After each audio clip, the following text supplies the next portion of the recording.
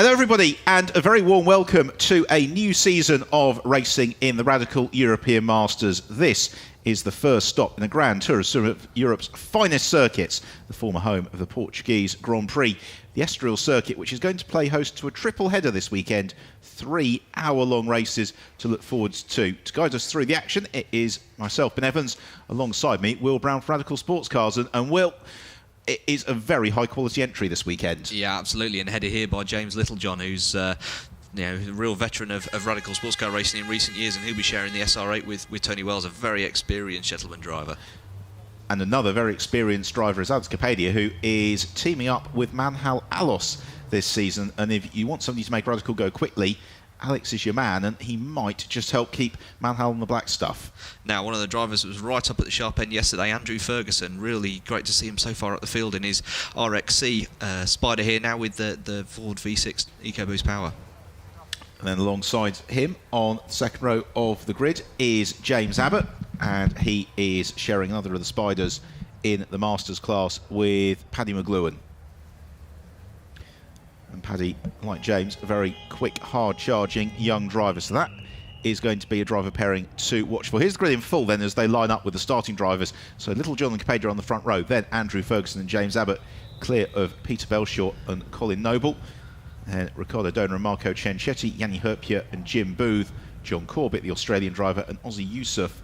Be disappointed, I think, to be down towards the tail end of the field, which is completed by Alain Costa. What we saw last year, Alain fighting up towards the sharp end. So this could be a very intriguing race. As we said, it's a 60-minute race. They have a rolling start rather, and a mandatory pit window which is open for the 10 minutes in the middle of the race. So from 25 minutes until 35 minutes of the race duration is when we will have the pit window open. Of course, that brings in the element of strategy. Yeah, and it's going to be a very interesting race as well. We've got quite a few new pairings on the grid this year, as you alluded to a minute ago, with Manhal Alos and Alex Capadia, John Corbett and Andrea Fausti, an Italian driver who's making a welcome return to the championship. So there's and with Abbott and McLuhan, of course, as well. They were both in last year's Radical Masters, but not necessarily together. So there's some interesting new pairings. And what we've also seen this weekend is that the SR3 runners making a great appearance in the middle of the pack there have been very competitive around the 2.6 miles of this tight and twisty Portuguese circuit. Well, we'll see if the Faustian Pat works out for John Corbett, because he has got a fair amount of work to do from the penultimate row of the grid. But we saw John was very quick last season. But it's been a while since we've had the Radical European Masters here at Estoril, and it's quite a unique challenge, really, Will, because it is a reasonably tight and technical circuit, but not in the way that you see with some of the modern Hermann Tilke design circuits. In many ways, it's very similar to locations like the Hungaro Ring.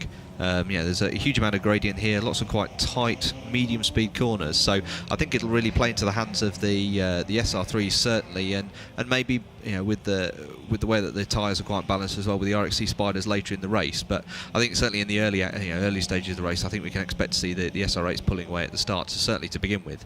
The other thing to consider as well this year is that, unlike last season, the new regulations mean that all of the Masterclass racers, the SR8 and the RXC Spider racers, will have to refuel in the pit stop. So as a result, their pit stops will be an extra 15 seconds over the SR3 drivers. Well, there we caught a glimpse of the Nielsen Racing pit, and Stuart Mosley, who has stepped out of the driving seat this weekend and is masterminding affairs from the pit wall, as we'll have a look at Peter Belshaw, the car that he shares with the very rapid Phil Keane, and that's certainly going to be one of the preeminent of the Supersport runners you'd expect. Undoubtedly, Phil Keane really a dominant force both in Radical racing. Of course, they were a previous Radical UK Cup championship pairing as well. They won the championship 2 or 3 years ago. So I'd expect them to be back in the sharp end. They only did a few rounds last year, but great to see them looking at a full season campaign this year. I think it's really the characteristic of both Radical European Masters and also Radical Racing in the UK that we have got such strength in depth and competitiveness. The UK season kicked off at Snetterton a couple of weeks ago and had 3 extremely hard-fought races. And looking at the grid for this weekend, really any one of the cars lining up this afternoon now could actually win either the race outright or its class. It's just too close to call, and it's not very often that we can say that the SR3s have a genuine chance of taking outright victory, but I think this is certainly a circuit that's going to play into their hands, and maybe we'll see an upset this weekend.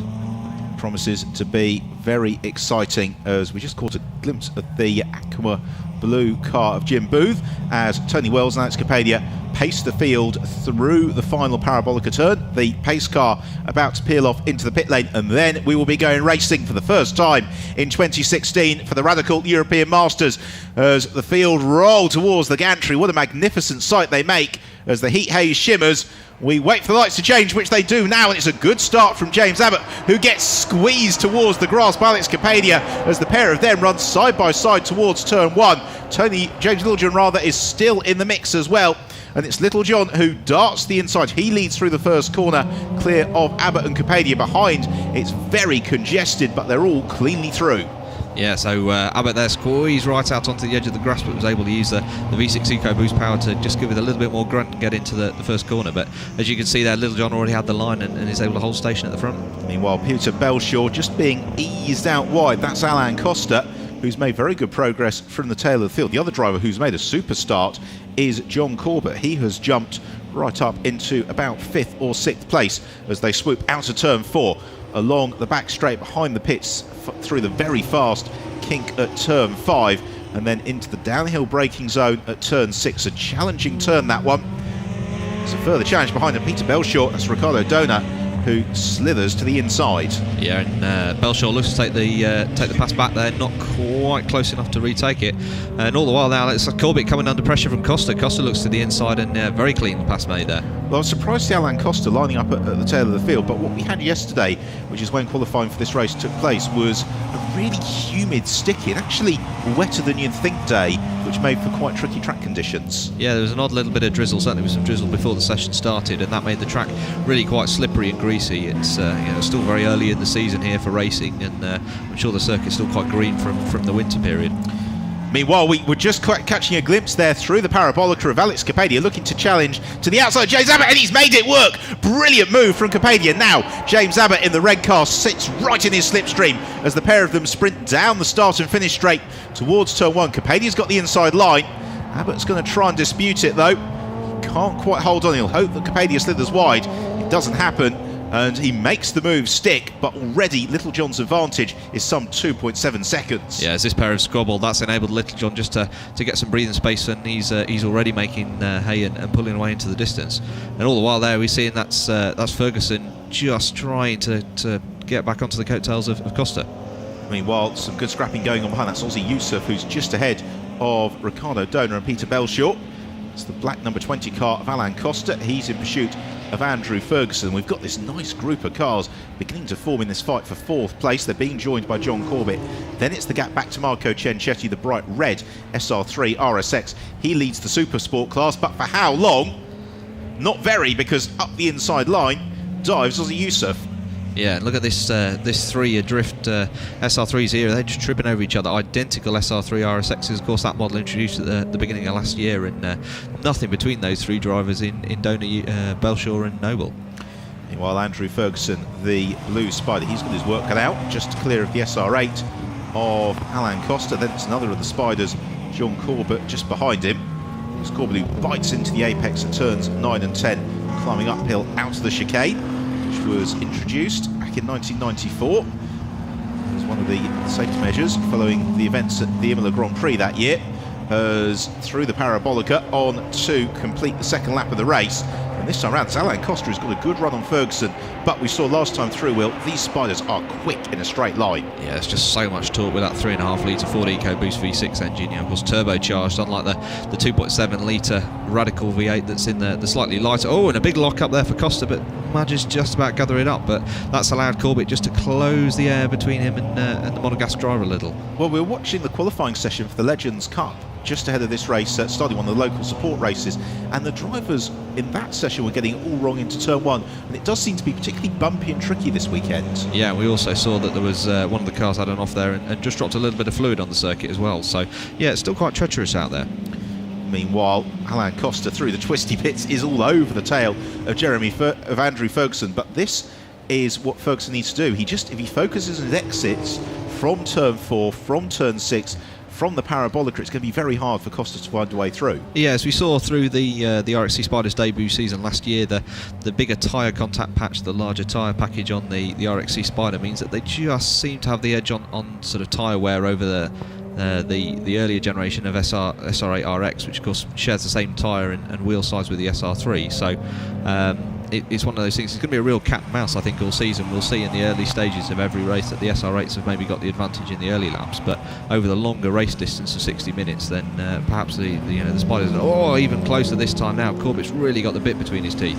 It's quite interesting. John Corbett, I think, has got his car set up a little bit differently to that of Andrew Ferguson, because he's got fantastic turning and bite in that black 69 entry. Yeah, it really seems to be some front-end grip, doesn't there? Through the Parabolica then. This is to complete the third lap of the race. James Littlejohn is your race leader. He's 3 seconds clear of Alex Capadia in second. Third is James Abbott.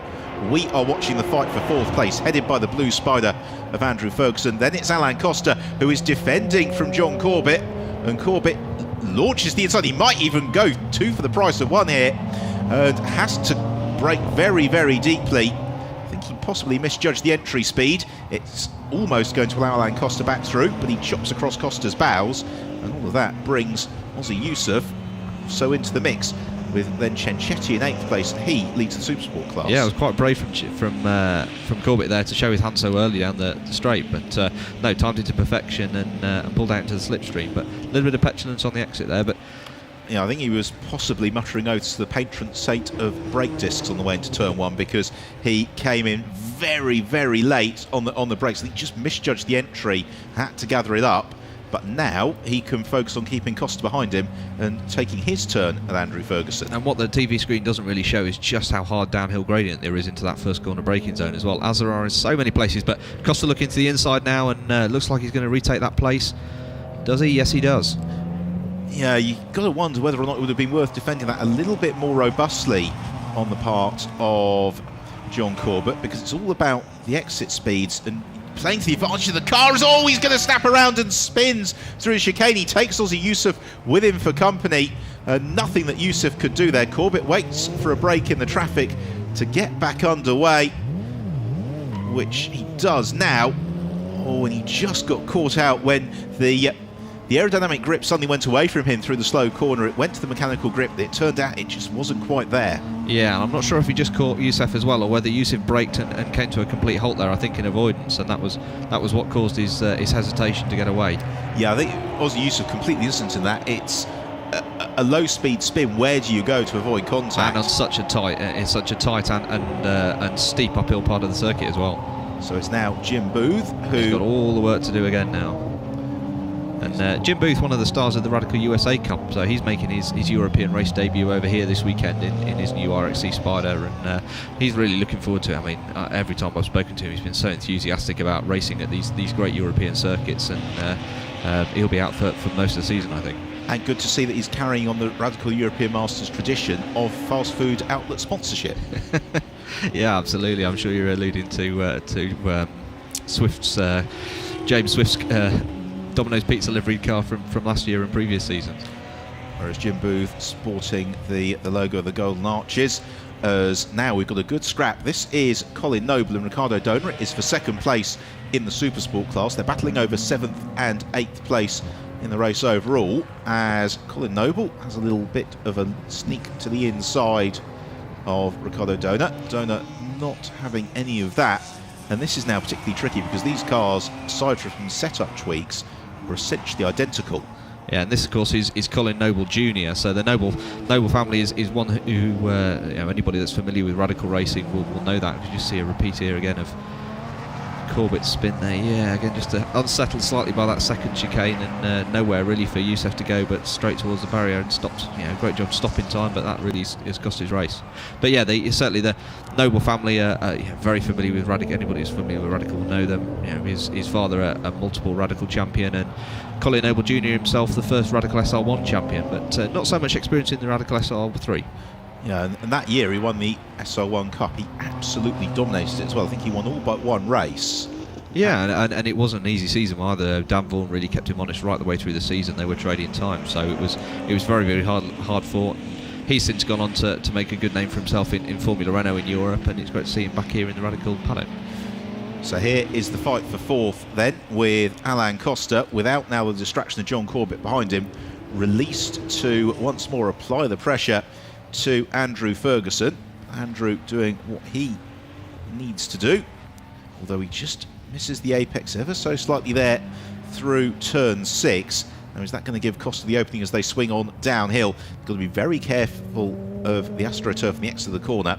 Seen quite a few cars caught out there already this morning during some of the qualifying sessions. Yeah, you can just see the bumps there, just unsettling Costa a little bit into the braking zone, and I think he felt that he had to back out of what could have been a move, but no, certainly made it stick this time. Lots of fresh air left open there by Ferguson, and Costa seized it. Beautiful move there from Alain Costa, knew exactly where he could get on the brakes at the last possible moment, and that is precisely what he did, as the pair of them then swing out of turn 12 into the Parabolica at turn 13. That will swing them on to conclude this 6th lap of the race. All the while and off camera, we've just been looking here. Actually, the gap really between Littlejohn and Capadia has actually now remained static, as Capadia has started to really turn up the wick, and now the gap's just 2.2 seconds. So there's still the battle very much raging at the front. Littlejohn's progress has been halted. Out of turn 1 for the fight for fourth. Here's another look at the move from Alain Costa. That was absolutely impeccable stuff from Costa, and also very clean driving from Andrew Ferguson. It would have been very tempting to shut the door at that point, but he gave Alain Costa the racing room he needed. Here is also a replay of Peter Belshaw just overcooking it into turn 9. Oh, and that's not an ideal place to stop there either. Beach just over the edge of that apex. Well, he's in good company. That's where Damon Hill, of course, ended up on his roll hoop in qualifying for the 1994 Portuguese Grand Prix. Here is our race leader, and that is James Littlejohn. And here is Alex Capadia chasing him down.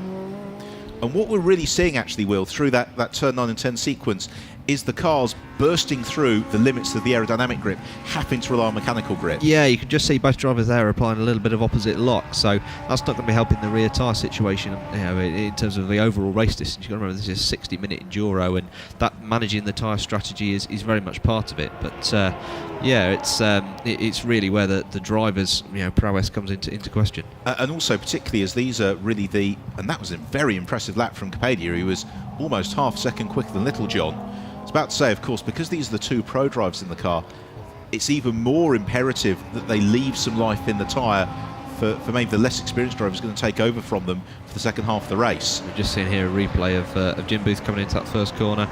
Again, looks, just overcooked it slightly, but he looks like he's back on his way again. But and the Dunlops that these run, all of the European Masters cars run on a controlled Dunlop tyre, which is a great endurance tyre, and it's not sort of, a lot of these tyres have a step, but not in the case of the Dunlops. It's a really good durable tyre, and the pace tends to stay up right to the end of the race. But having said that, obviously it's that first stint where you really get the main advantage of a new set. So yeah, they'll be looking to leave a little bit in reserve for those gentlemen drivers.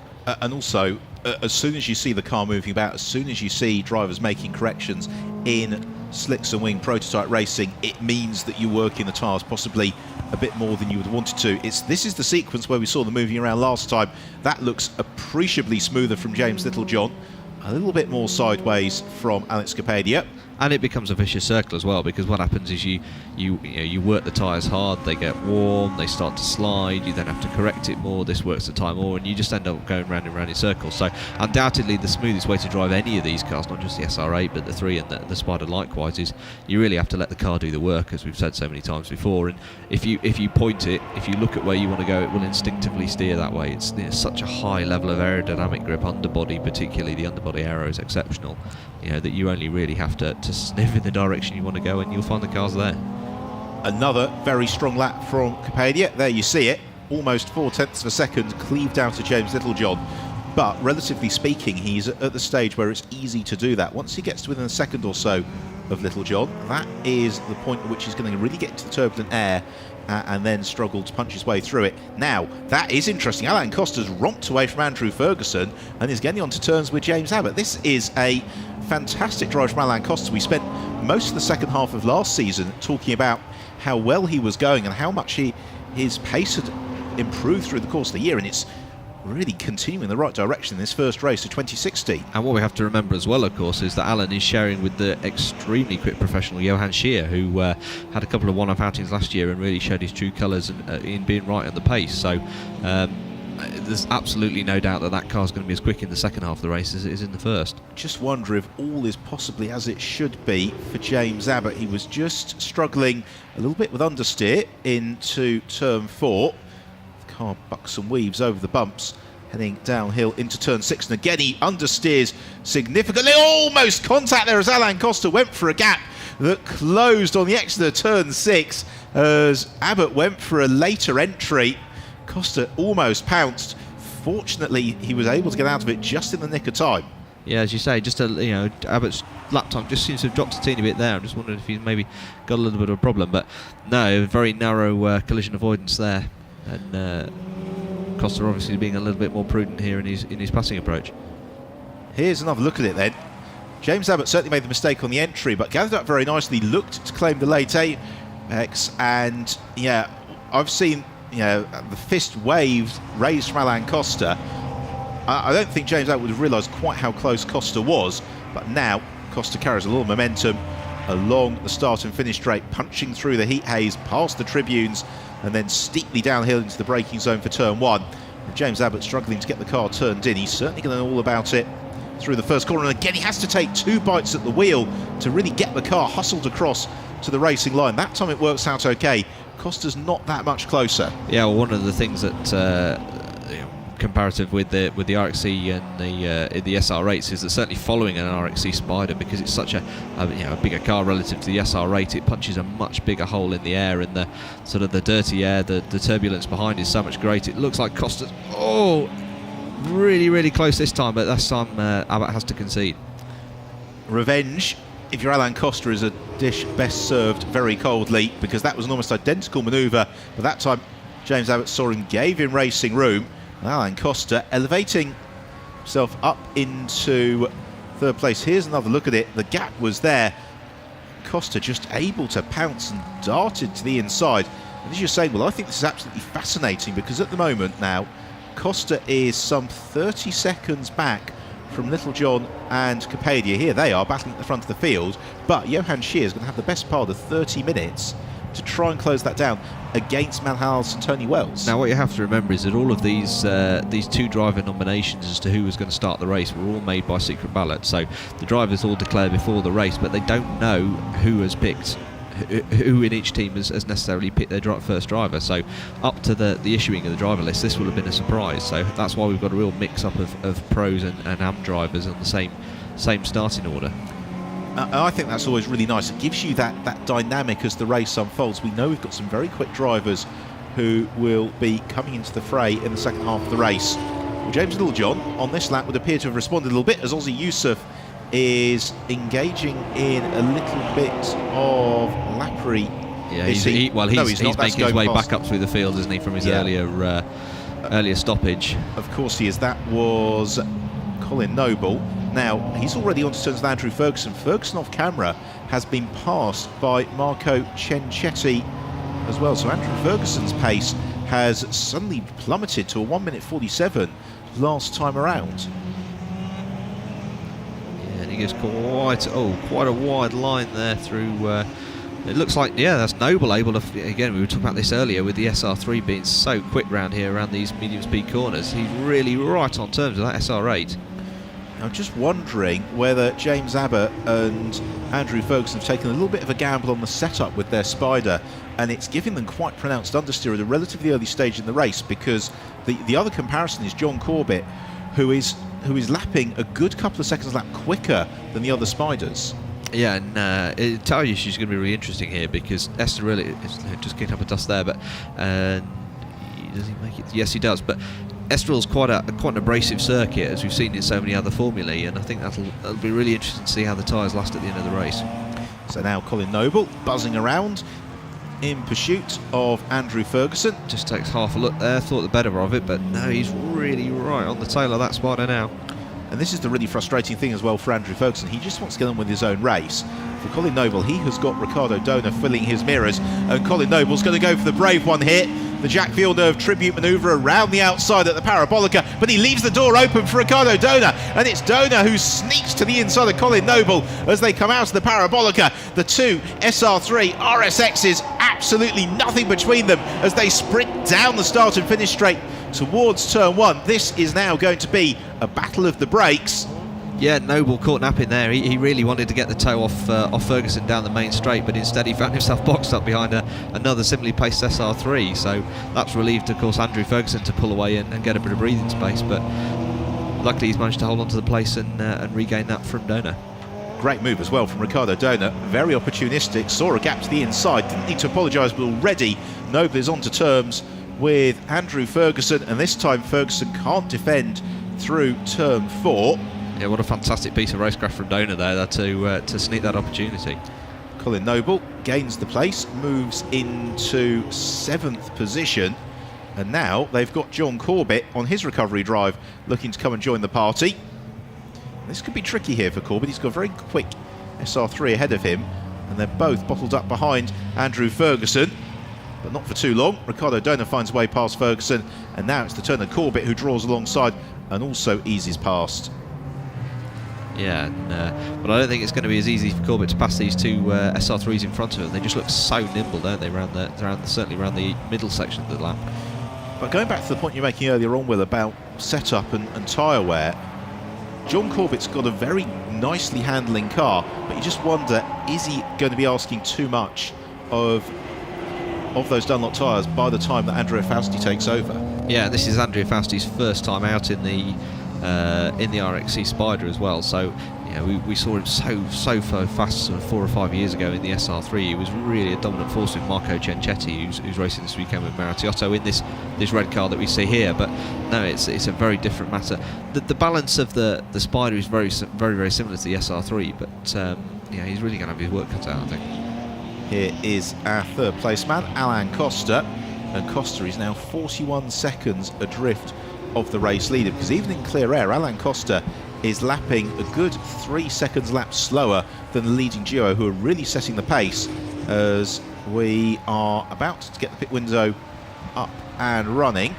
Now that is into the pit lane for Andrew Ferguson, and sadly that looks unscheduled. Yes, that's a little bit earlier than anticipated, so I think that's the end of the race for him, unfortunately. Almost looked as if he'd cramped up or something, the way he was hobbling out of the car. Hopefully he's okay. Here is the fight meanwhile for 4th place, and Marco Cencetti has closed right up onto terms with James Abbott.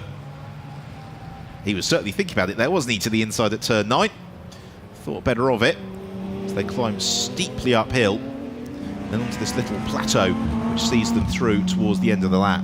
Yeah, and Cencetti, of course, was last year's SR3 champion with Maratiotto, who he shares his car with. So they could be real contenders for an overall championship victory this year. And it looks right around the outside, but I wouldn't be surprised now if James is able to retake that place. Yes, he is, with all that extra momentum. That's one for the Cencetti family highlight reel. Absolutely beautifully executed move from Cencetti, but he couldn't close it off, and you can see the straight line prowess of the Spider relative to the SR3 RSX.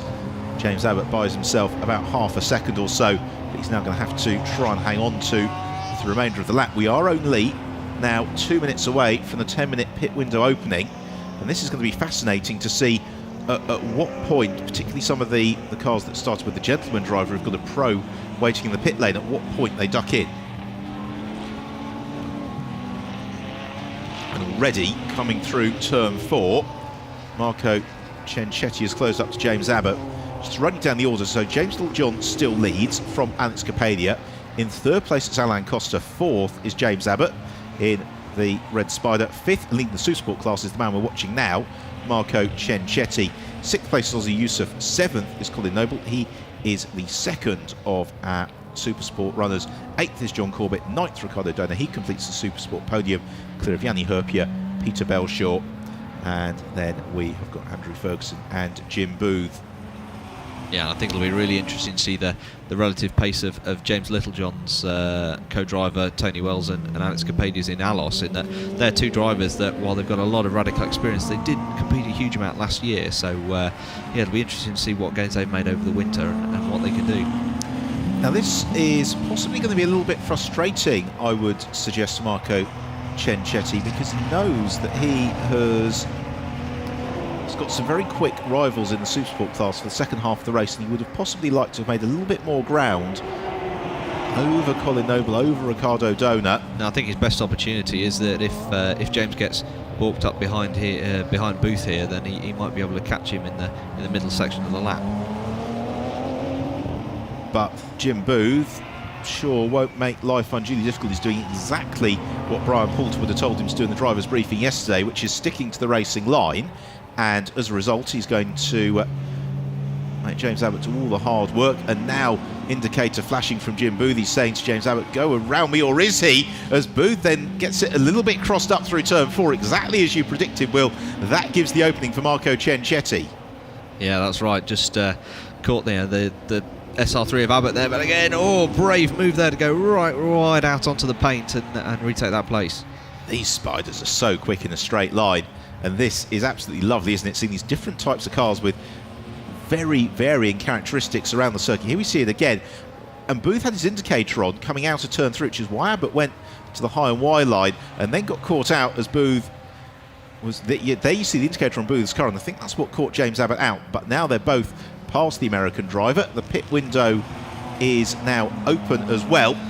Ciancetti ducks to the inside of Abbott into turn 9. He knows this is a good opportunity. James Abbott toughs it out. So does Ciancetti. They continue side by side as they have done for the past 3 corners. Ciancetti gives a little bit of a wave to James Abbott, and now Abbott eventually allows him through and actually runs very wide into the bargain, costing himself a lot of momentum, but it does release Ciancetti finally into some clear air. Yeah, so they're right through that complex there. They were side by side, and that's a really tricky manoeuvre to pull out when you're constantly changing direction to keep the gap constant. But great driving by both drivers. And now here comes James Abbott back alongside and passed on the straight, and Ciancetti has to do it all over again. He has a little bit of a look to the inside at turn 1. Absolutely nothing doing there, and really for Marco Ciancetti, Will, he needs to get past James Abbott in the first 2 or 3 corners of the lap. Yeah, but this is what multi-class racing is all about, isn't it?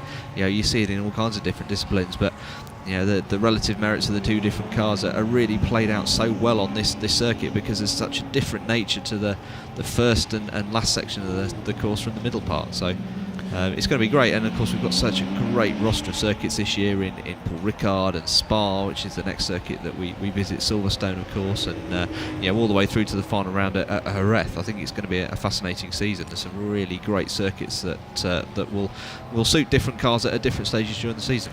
Yeah, you'd expect to see at Spa, wouldn't you, a clear separation between the Masters and Supersport class cars, but then other tracks, particularly Jerez actually at the tail end of the season, that's where the Supersports will be back mixing it at the front of the field.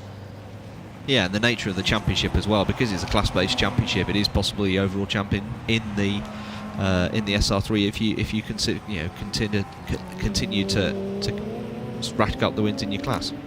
And what that also means, if you're Marco Ciancetti, you don't lose your temper when you're busy battling with a spider just because you're a little bit quicker than him through the corners. Ciancetti will be hoping that James Abbott decides that it's time for his pit stop as he pulls the brave one again around the outside at the Parabolica.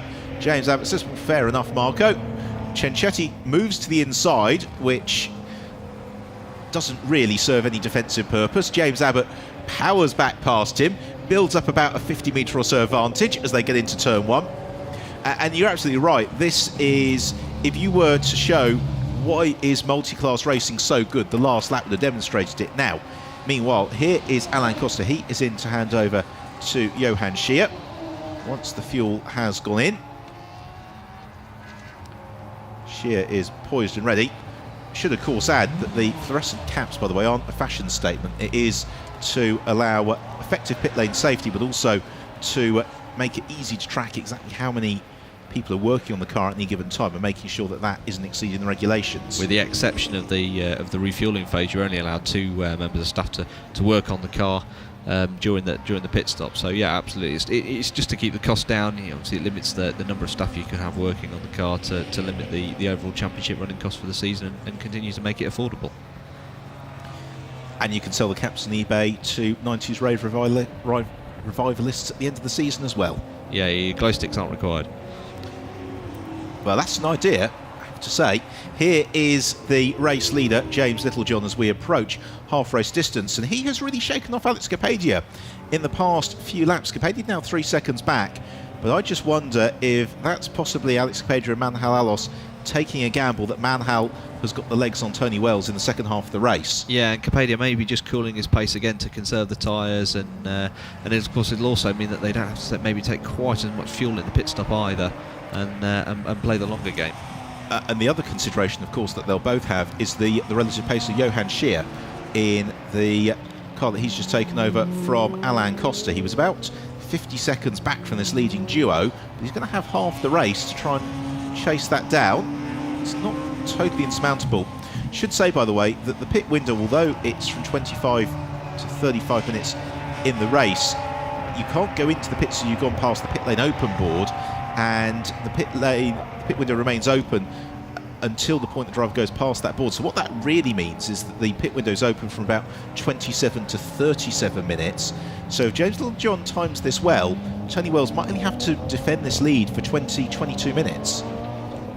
Yeah, but that's still an awfully long time around here, and as we've seen so often, Tony's has gathered experience both in the Radical but also in European Le Mans series as well, and he has got fantastic pace, but whether or not the lack of recent experience will cost him, I don't know. More pit stop action. That's Yanni Herpia, and that is single driver entry, so he is staying put in the cockpit. Jim Booth has also had his pit stop, and that's why he's slightly out of sequence. James Littlejohn eases past him, gives a little bit of a wave of appreciation, saying thank you. And it's great to see James Littlejohn and Tony Wells back into the Radical European Masters. A very well matched driver pairing, and also a driver pairing that's been consistent for several seasons now, which means they're able to get the car working to both their liking. Yeah, and they've not always had the best of luck, to be fair. There's been a few opportunities when the championship opportunities slip through the fingers, but now we see Abbott diving into the pits, and that'll release Ciancetti to go around the circuit in some clear space. So we'll see what lap time Ciancetti can do now that he's not having to fight for a position. James Abbott will be handing over to Paddy McLuhan. Paddy, who has been the sharp end now of Radical Racing in the UK and Europe for a couple of seasons. Abbott rolls to a halt. Yeah, McLuhan, who was he was not last year's champion. He very narrowly missed out on the Enduro Championship last year, and I think it'd be reasonable to say he was certainly probably the quickest driver in that championship. And wearing the Sunoco overalls, because of course the Radical European Masters contributes to the Sunoco Challenge, which gives the drivers the opportunity to go across and compete in Daytona. Yeah, and he was last year's Sunoco 200 Challenge, courtesy of his results in the Radical Sprint Championship. So he drove a Sunoco liveried Camaro in the support race for the main Rolex 24 at Daytona. But with the European Masters, then you can challenge for the main event. The drivers that sign up to it, as with any other Sunoco Championship in the UK, can compete towards the prize of a DP drive in the main Rolex 24. And we've seen quite a few Radical drivers take that prize win in Mike's Bradley Smith and Ross Kaiser. There's quite a few drivers over the years that have come from Radical and taken that prize. Johan Scheer, not surprisingly, is now matching the pace of Littlejohn and Capadia. Scheer post pit stop is in 6th, but he's just offered us a 1 minute 40.4, which actually makes him just the fastest car currently circulating. We continue to follow James Littlejohn, who is one of the most versatile drivers out there, because you'll find him competing in all manner of championships pretty much every weekend. He also has done some stunt driving for Hollywood, featured in the movie Rush. He was one of the drivers involved in the Olympic closing ceremony as well. It'd be fair to say, as he dives in the pits now to swap over to Wells, but it'd be fair to say yesterday's not treacherous, but certainly slippery conditions really played into the hands with his historic Formula 1 experience. He's used to big power and not a huge amount of grip, so he always revels in those kind of tricky wet dry conditions. More pit stops underway. That is Marcello Martiotto, who takes over in the lead of the Supersport class from Marco Cencetti. And rolling to a halt is James Littlejohn.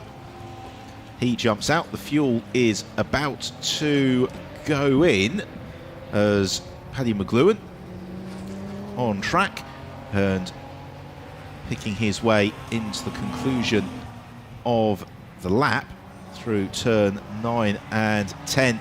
And again, just fighting a little bit of understeer there, McLuhan.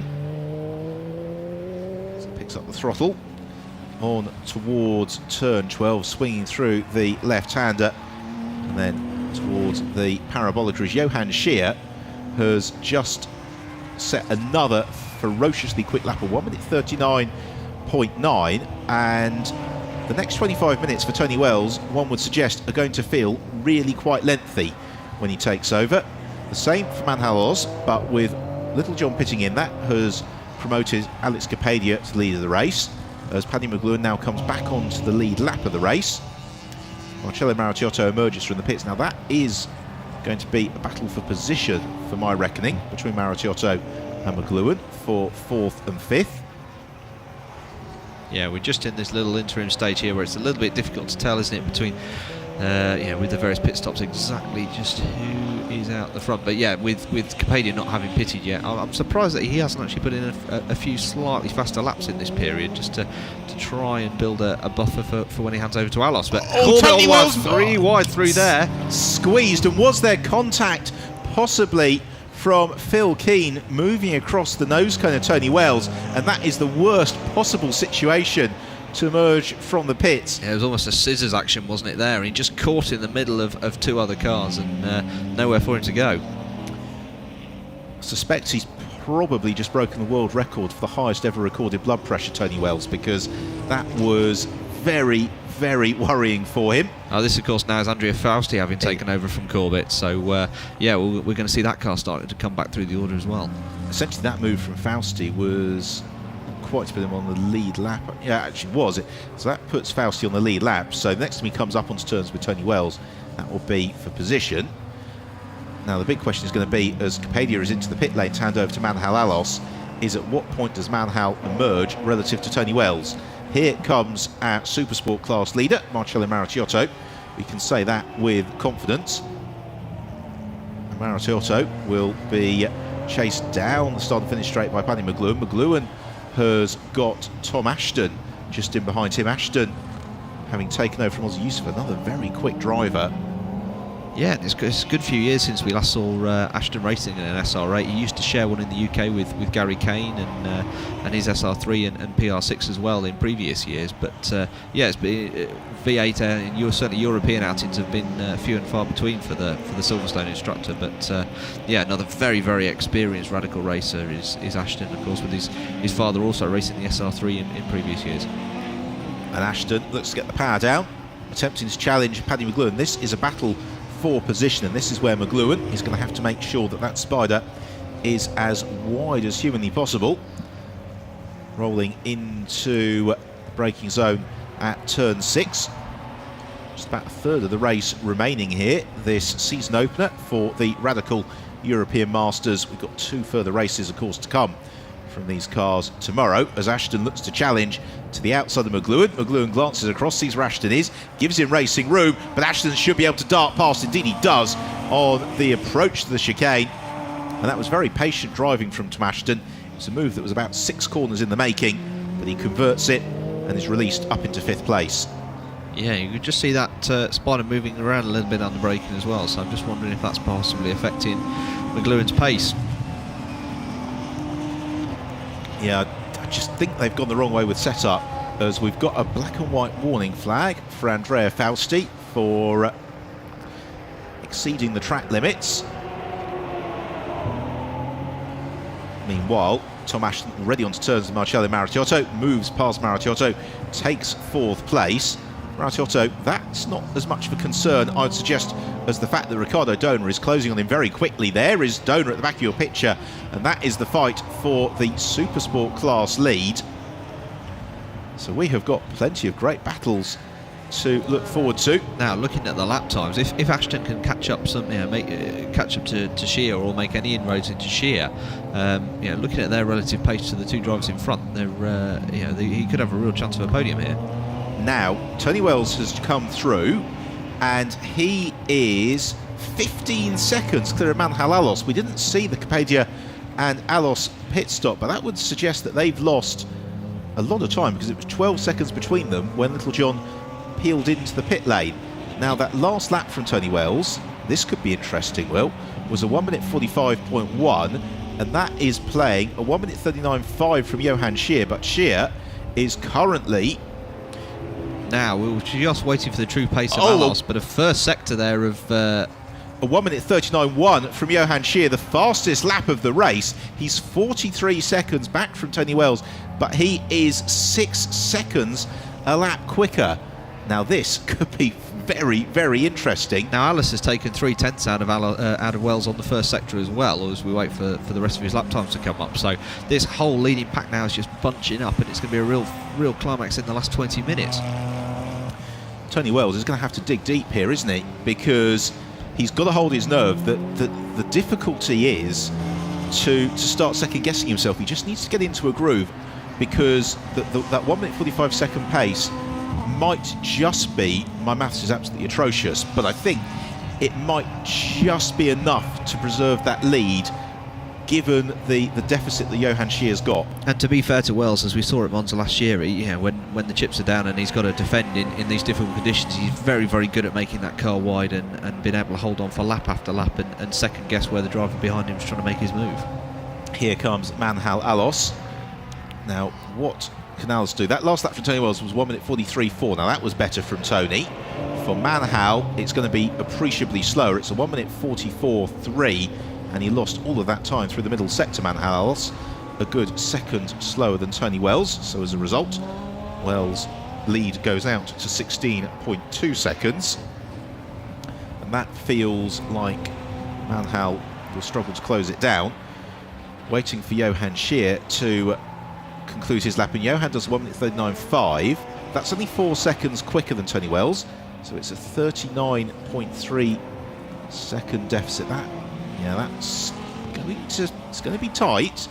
It feels like it might be a little bit too much of an ask for Johan Shear.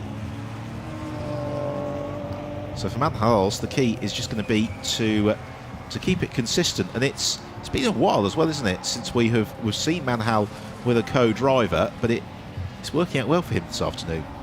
Yeah, and he's a driver that's going a huge amount, one of the most experienced SR8 drivers out there, and so the last couple of seasons he's sort of had half campaigns, and it looks like finally again he'll be back. Oh, a bit of a lock up there for Costa and a wiggle, but just wondering if now he's starting to pay for his early race pace. I think that was Johan Shear being possibly caught out a little bit by Jim Booth, who maybe was a little bit more tentative on his braking point than Shear would have necessarily chosen. Shear coming towards the end of the second sector, and despite that moment, would you believe it, he is 1.5 seconds quicker, if not more, than the cars that he's chasing down just through that middle sector, and that was with things going imperfectly. It was a 1 minute 43.7, by the way, last time through for Tony Wells. 1 minute 43.8 for Manhal Alos. What can Shear give us? We're about to find out as he accelerates through. He crosses the start and finish line now. A 1 minute 40.3, so we lost a little bit of time. Still 3 seconds, 35.9 seconds the deficit. And he is just making the car do all the hard work, isn't he? But he is hustling it a little bit. Yeah, he's again, you just see a little bit of movement there. It just looks like it doesn't look entirely comfortable for him, does it? I think he's having a lot of fun, if nothing else. And this is what I love about the Radical European Masters, is that you get the dicing we had in the first half of the race, and now we've got this chase phase of the race that is underway. Shear was a second quicker than Tony Wells through Sector 1. He was 0.8 seconds quicker than Manhal Alos through the same piece of circuit. Yeah, as you say, with the blind nominations for the drivers, we've got pro drivers here out of position further down the order than they would normally find themselves, and fighting back up through the field, and that's what makes it such an exciting dynamic in the second half of these races. In fourth position, we've got Tom Ashton. Tom is some 40 seconds back from Johan Scheer, so I think he's destined for fourth.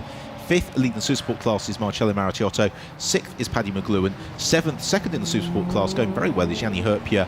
And then we have got Phil Abbott in 8th place, who's next to the Supersport class, and that suggests that Ricardo Dona has had a problem. Yes, he and Phil Keane have both ducked into the pits in their Supersport class cars. So yeah, just a change of position there, that's elevated Fausti up to 9th position. So wondering if there's possibly a little bit of maybe contact as they've both pitted at the same time. Yeah, that feels a little bit unusual. Two very quick cars, but it's good for Yanni Herpia. That's going to be an excellent result for him, potentially, to finish second in the Supersports.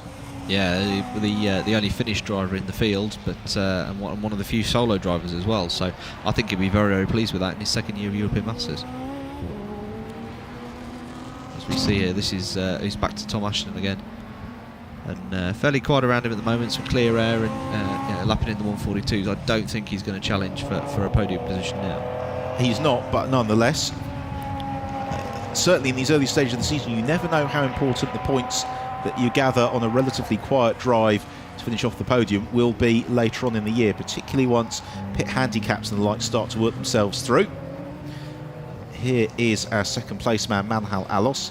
Manhal 16 seconds back from Tony Wells. That gap has been static as Andrea Fausti has danced with the devil somewhat in terms of the track limits, and is going to be punished with a stop and go penalty,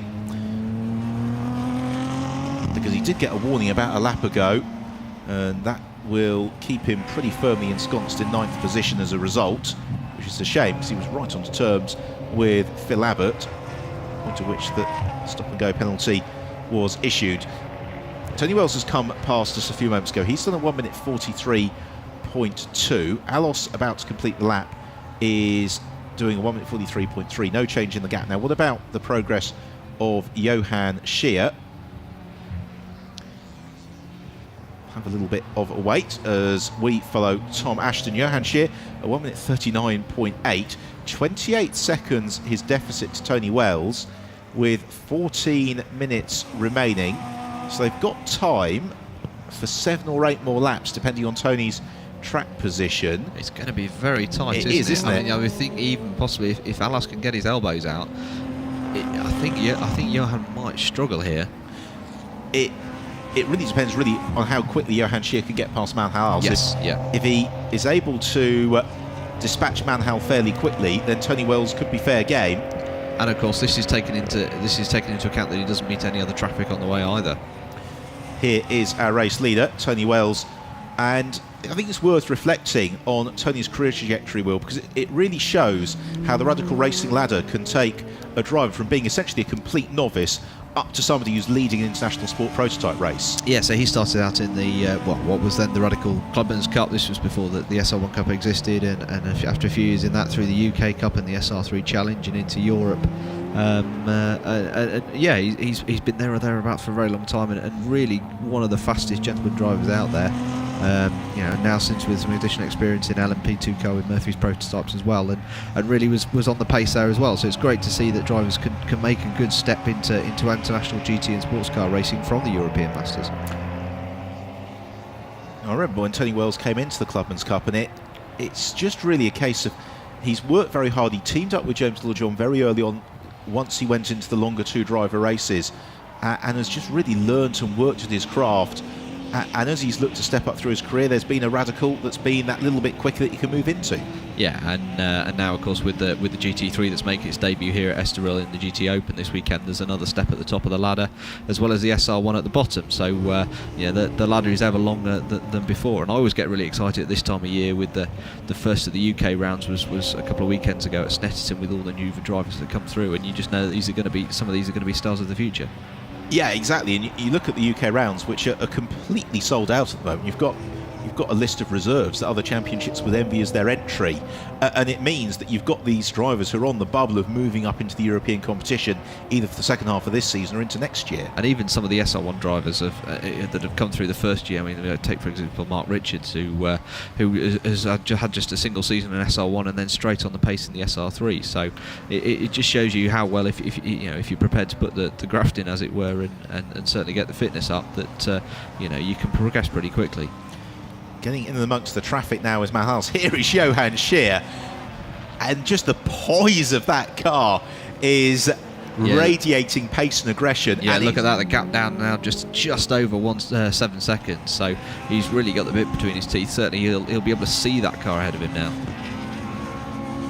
And you would suggest at 5 seconds a lap that Manhal shouldn't be too much of a hindrance for him. If it was a second or two a lap, then that could be a bit of a barrier, but you'd suggest at 5 seconds that he'll be able to launch past him. Meanwhile, in and amongst the lappery is Johan Scheer. There's Ricardo Donut, who's back out of the pits, but suggests that he's probably not got that car working as he'd like, certainly not circulating at the sort of pace that he was earlier on. Right, we've now got 20 seconds covering the top three. We've got 10.5 minutes to go, and this is game on for Johan Scheer. Yeah, gap now down just to 4.3 seconds after that last lap. So, it's getting very, very tight now, isn't it? He's just got to be so careful as he avoids these back markers.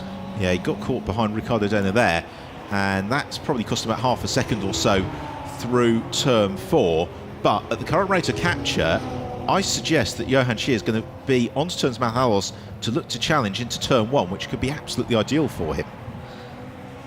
Yeah, it really depends on what kind of drive that Alice can get out of that last corner, and if you can maintain enough momentum, then because these cars are running identical specification, it'll be difficult for Scheer to get the toe. But if Alice doesn't quite get the optimum drive off that last corner, it's going to give Scheer the advantage.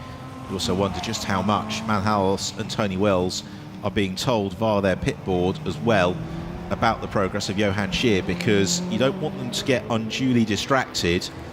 At the same time, it's clear that really they need to be in the low 1 minute 43 second bracket, certainly Tony Wells, to make certain a victory. Yeah, both of them in lapping consistently, but it's consistently slower than Scheer. 9.25 minutes remain. Tony Wells has done a 1 minute 43.4. Manhal Alos flashes past 1 minute 43.1 as we watch Scheer in super slow motion. Scheer a 1 minute 40.8, so we did lose a second or so. He's now 2.1 seconds back from Wells as we have a replay of Tom Ashton. Well, I guess what you can say is the gravel matches the paint scheme. Yeah, a bit of an unusual. So Paddy McLuhan. McLuhan pulled up at the bottom end of the circuit. It's a real shame. Back to the front here, and again, you can start to see the car starting to slide around there. Scheer certainly just struggling with a little bit of oversteer there to get it back pointing in the right direction. But he's now got Manhal in his sights. He can scent second place, but crucially, they can't slow themselves down too much, because for Johan Scheer, there is a bigger prize still on the table. There are enough laps left in this race at the sort of pace that Scheer has been capable of to potentially snatch victory as they swoop downhill out of turn 6. Yeah, identical between this pair in the first sector. 20.7 was the first intermediate sector time, so nothing between them in the first part. And what we have seen, of course, over the years with Manhalos is that sometimes when his mirrors start to fill, he has got that ability to elevate his pace a little bit. But already Scheer is right up with him as they come out of turn 11 into turn 12. Are we going to see a brave one here from Johan Scheer at the Parabolica? He's not close enough to try on this occasion. He's going to instead look to see if he can fluster the mistake out of Manhal Alos. Scheer understeering mid-corner in the turbulent air behind Alos. The pair of them run down the start and finish straight, and Scheer's not got the toe, and he's not going to be close enough, surely, to try on the brakes to turn 1 unless he is feeling incredibly bold. Yeah, it was well covered by Alos, and he took a really good straight line and was able to get the power really early coming out of that final corner. And but it's not going to be easy for him now, and his mirror's all full of that black SR8. For Johan Scheer, he's going to need to make this move pretty quickly. Forces Alos to defend into turn 3, and Scheer looks the momentum around the outside. Then the cut back, climbing towards turn 4. He's forcing Alos now to move all over the road and trying to get the inside line at turn 4 for the sprint through turn 5 and 6. Now Shear's close enough to make this happen. A little chunk of rubber as well being kicked up from the tail of Alos's car. On the brakes towards turn 6, but Shear can't do it. And Alos is defending very well. And interestingly, in that defence, last time around, Alos was 2 seconds faster than he had been on the previous occasion, whereas Shear was 2 seconds slower. So they've gravitated now to the 1 minute 42 second a lap bracket. Yeah, some fantastic defence here by really carefully picking his line, isn't Alos? And again, keeps it tight. Oh, has he left the door? No, again, ready for the switchback. So now is his best opportunity. And yes, there's Shear to the inside. And sure enough, he's taking the place. Can Alos take it back? No, he's shut the door. Really, really smart driving as well there from Johan Shear, because he didn't want to get embroiled in an incident. He didn't force any risky moves. He knew the mistake of sorts was going to come and Alos would leave the door open for him eventually, and that is exactly how it unfolded. But now, with just under 6 minutes remaining, 14 seconds to chase down Tony Wells, I think that has delayed Shear enough to potentially give Wells the victory. Yeah, it's remarkable how much one lap can make a difference, and as you say, I think just the pace over those last 2 laps, as he was frustrated by Alos, will have cost him the win. Bizarrely though, on that last lap, Johan Shear was still half a second quicker than Tony Wells. It all now is going to come down to the track position of Wells and the number of laps that we've got left in this race. Yes, I'm sure the Nielsen Racing team will be doing the sums and working out exactly how many seconds are going to be, on his penultimate lap, and when he's going to cross the line, and whether or not they can possibly afford to just lose a couple of seconds and make sure he takes. I don't think they will, though. They're on the bubble for that, aren't they? They are a little bit damned if they do and damned if they don't, because you concede a couple of seconds anywhere, then that is going to give Shear the opportunity. Meanwhile, Johan Shear has now got Yanni Herpia to try and put the lap on.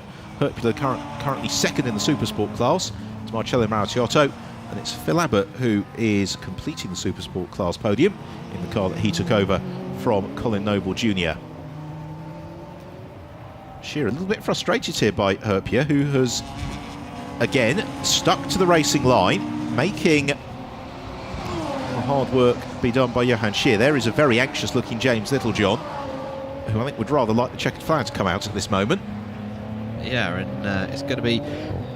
It's going to be 3 more laps, isn't it? Yeah, that's right. And if they get the blue flags out early enough for Martiotto here, then hopefully he'll heed those and give Wells a good unimpeded progress through to lap that red SR3. Well, Johan Shear was slowed last time by the SR3 of Yanni Herpia, and it meant he was only 2 seconds quicker than Tony Wells. If he can revert back to that 4 seconds a lap that he had previously, and he might just catch Tony between now and the flag, particularly if Wells gets a little bit delayed by Marcello Martiotto. This is also, of course, when we start to wonder just how much grip and life there is left in the Dunlop tyre. It's a very durable tyre, as we were saying earlier on, but when you've then got to ask it to step up again, it just may be found wanting. Well, particularly with 3 minutes to go, we're sort of right at the life of these tyres, particularly when you're pushing this hard, and when you're having to attack, that's when you find that you start to make mistakes and you'll start to slide the car around. So, but likewise, again, as we've seen, it's when you know that you've got only a few laps left and you're out the front, your mind starts to wander. Again, it's an opportunity. It's a really dangerous time as a driver when you're leading in this position, and you've got just about enough fresh air that you can not quite cruise, but certainly that there's been heartbreak so often. So he really needs to stay focused. He's about to start his penultimate lap. This is our race leader, Tony Wells. Through the first 2 seconds on the lap, Johan Shear was 1.3 seconds quicker than Wells. Wells attempts to make the move of Martiotto, who doesn't give it to him into turn 1, and Tony Wells delayed in the lappery of Marcello Martiotto through the first couple of turns on this lap. Johan Shear is now just 7.7 seconds back, and Wells cannot afford to be delayed like this, except to say, of course, that when Tony Wells clears Marcello Martiotto, Johan Scheer's going to have to do much the same. They've also got Ricardo Donor as well for Scheer to deal with. Yeah, not a great lap for Wells there, 1:44.1. So, yeah, this is really costing him being stuck behind Maritiotto. It's 1 minute 40.3 for Johan Scheer. This is the point at which Wells should be able to get past, and he does on the brakes into turn 6. But it cost Tony Wells a second through the first sector alone. However, if Scheer was going to be in with a chance, he'd be expecting to see the black car riding over the horizon any moment now, and it hasn't done it. And with just a lap and a third remaining, Tony Wells might just have enough of an advantage. On the brakes through the chicane. Still, the SRA absolutely glued to the track, not moving around at all in the hands of Wells. Yeah, you can see how well as well these lighter SR3s have maintained their pace right through the race, and surely enough that they're able to maintain it and conserve the tyres all the way to the end of the race. About to start his final lap of the race, Tony Wells, he and James Littlejohn have led, with the exception of the pit cycle, from the moment that the lights changed. Goes into the final lap now. His lead over Johan Scheer is 3.5 seconds. Now, what's Johan going to respond with in the last sector? So he was 1.3. Oh, with a spin for Jim Booth. Turn 1. Now, I don't think that's delayed either of them. You look there, Scheer 1.3 seconds faster in the final sector of the previous lap, so he's really on the pace now. He's going to have to put everything out of the bag in order to make that work, and there he is, sure enough, in the back of the picture. But he's got to find a way past Marcello Maritiotto, and he has then got to find a way past Tony Wells, and he's only got half a lap to do it. The rate of capture suggests that we will be in for a dead heat at the finish. And yes, Scheer picks his way past Maritiotto along the back straight towards turn 6. This is not done and dusted just yet, is it? Now, what progress can Johan Scheer make on this final lap? Here comes the race leader, Tony Wells. Here comes our second place man, Scheer, with behind the Maritiotto, the Supersport class leader. Scheer bobs and weaves it on the brakes. Wells has got to be absolutely inch perfect through these last couple of corners and get the drive down as early as he can. Can he maintain the momentum through this final complex? It might well be that Tony Wells has got just enough, because Johan Scheer is going to have the 3 or 4 corners of his life and win the drag race to the line in order to snatch the victory from Tony Wells. But it's going to be a close run thing. The pair of them head into the final turn now. It's been a thrilling conclusion to the first race of the Radical European Masters season. The checker flag is ready and waiting, but who is going to get there first? It looks like it's going to be Tony Wells as the flag goes out, and it is victory for Tony Wells and James Littlejohn. Second place by 0.8 of a second to Johan Scheer and Alain Costa, with Manhal Alos and Alex Capadia to complete the podium. Brilliant, brilliant racing. Marcello Maritiotto and Marco Cencetti have won the Supersport class from Yanni Herpia, but what a way to start the year. Well, you really couldn't have hoped for a closer finish than that, could you? 0.871 seconds and 10 scenes, I'm sure, on the Nielsen pit wall there. But no, fantastic drive from Johan, and he did really, really well to get through that traffic, but unfortunately just didn't quite have enough in the bag. One more lap, and that could have been a very different story. But the good news is we've got 2 more doses of this to come this weekend. We will be back with you at about 10 to 10 tomorrow morning, and that's 10 to 11 Central European time for the second race, and then again at about 3:30 for a race start time of 3:40 local time for the concluding race of the weekend from the Radical European Masters. Well, I don't know about you, but I think this is going to be a really exciting season if this first race is anything to go by. You know, looking at that pace, I don't know about one lap. I think just one corner would have made the difference here. Brilliant racing, and that was, well, it's very early to start speculating about driver of the season, but Johan Scheer, that performance should be logged and remembered come awards time in November. Well, this is exactly what we want. If we've got pairings that are so closely matched like this, then particularly as you have to remember as well that from this race onwards, now there'll be the success seconds coming into play. So Tony Wells and James Littlejohn will be carrying an extra 20 seconds of pit stop time in their race tomorrow morning. Johan Scheer and Costa will carry 15. Alos and Ashton will carry 10, and the remaining two will have 5 seconds extra as well. Here's a look then at the final results. Tony Wells and James Littlejohn winning it from Alain Costa and Johan Scheer. 0.8 of a second between them, and that was 50 seconds at mid-race. Manhals Atscapadia completing the podium ahead of Ozzy Youssef and Tom Ashton from the back of the grid. Marcello Maritotto and Marco Cencetti won the Supersport class from Yanni Herpula, with Phil Abbott and Colin Noble Jr. completing that podium, and then Corbett and Fausti, the stop-go penalty meant that they faded to 8th place, and Jim Booth unfortunately in the wars somewhat en route to 10th. Well, brilliant way to start the Radical European Masters season. We will be back, of course, just before 10 o'clock tomorrow with all the action from race 2. But as the leader and race winner rather, Tony Wells pulls up into Parc Ferme, it means it's time for Will Brown and Ben Evans to say thank you very much for your company. We'll see you again tomorrow morning.